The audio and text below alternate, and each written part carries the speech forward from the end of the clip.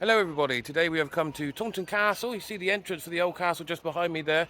These days it's better known for being the Museum of Somerset, but if you know where to look, there are traces of the very old castle all around us here. So what remains of this once mighty stronghold, and what did it look like in its heyday? Well, join me and let's have an exploration around Taunton and discover the story of Taunton Castle. Long before battlements and courtrooms, this area was already significant. In the early medieval period, perhaps as early as the late 600s, it was home to a Saxon minster. By the year 904, the estate was in the hands of the Bishop of Winchester.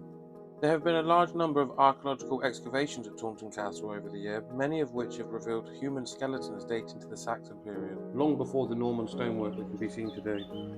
The area we now know as Castle Green was once an extensive burial ground. Human remains have been uncovered here even in recent years, offering an eerie yet fascinating glimpse into Taunton's early medieval past.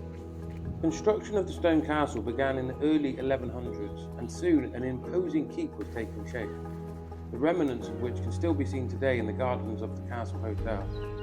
The castle evolved over the centuries and was eventually demolished after the English Civil War, but parts of its stone base remain today, lying hidden until excavations in the 1920s. Nearby, ancient wells and ruins of old castle walls remind us of how much history still survives beneath our feet. There are two historic wells to be discovered here. There's one circular one and also a square well, which is thought to be one of only two remaining Norman square wells in England.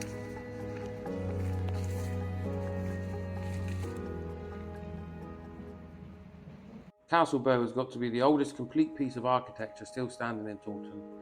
It's also one of my personal favourites. Originally, this would have been the east gate to the castle precincts. It's incredible to imagine the events that this gateway has witnessed over the centuries. Built in the 13th century, this impressive structure still features portcullis grooves and some amazing huge arches from the earlier period of the castle. Carvings of a bishop's mitre and a sham portcullis still decorate its weathered stonework, reminders of the building's ecclesiastical connection and its defensive past. Following the Norman period and into the 13th century, the castle shifted from fortress to centre of administration. By the 1500s, its purpose was more about law and order than defence. The Great Hall, now part of the Museum of Somerset, became a courthouse where assize courts were held. Here, people were tried, sentenced, and in many cases hanged. Witch trials took place within these very walls, and the infamous Monmouth Rebellion hearings sent many to the gallows. Many of the buildings that can be seen in the inner courtyard of the castle date to this period.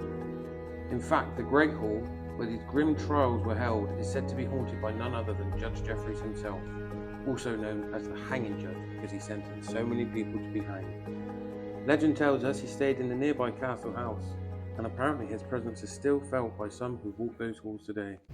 So there we go everybody, I hope you enjoyed this video and exploration of Taunton Castle. Hopefully you learned a few things. Just remember, next time you're in Taunton, you visit the Museum of Somerset. The history of this area doesn't sit just within that building just there. Actually, you're surrounded with over 1,000 years of history, so make sure next time you visit, you have a good exploration of the area.